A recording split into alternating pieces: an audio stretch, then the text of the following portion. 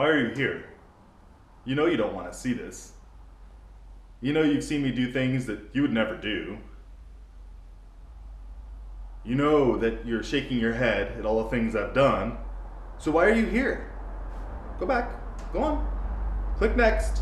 Not subscribe. Next. Yep, that next video, you'll watch that instead. Trust me, you don't want to see this. There's pain, there's frustration, but there's still a whole lot of fun. So I'm glad you're here. This bug has turned out to be one of the most fun projects I've done in a very long time. I don't know why, but there's some sort of enjoyment or something that comes out of working on things. It's fun watching the transformation, and what's really cool is knowing that you're making something that looks, well, let's be honest, it looked pretty nasty. But you're making it look worse, and yet it's still fun because I know that in the end it's going to look so much better. Yeah!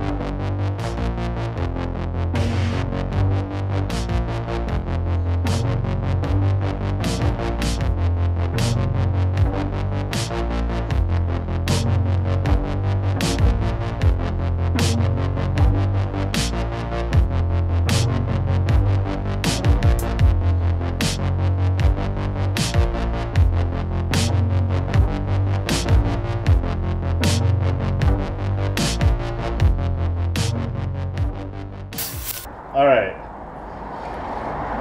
Well, I just bent my fingernail backward. My fingernail hurts a bit right now. And I did it on camera, so I couldn't respond. There's something cathartic about making a funny face when you hurt yourself. It just feels good. Well, I wasn't able to do that. Here, ancillary price for myself. Ow! Okay. Much better. The whole bug has now been sanded with 120. This is the most time-consuming pass of sanding that exists. The next sanding passes are going to be with 220, and that's probably going to be it. Maybe 320. Probably 320 hand sanded. The reason this takes so much longer is because you have to take everything off. You have to take the bumpers off. You have to take all of the areas of the car off, and then you have to determine which areas are going to need more work later. And so here in a moment, I'm going to show you the areas that are going to need to have some body filler or maybe some body adjustments. Again, it really just depends on what I decide to do. I haven't quite decided how far I'm going to go. So we'll see.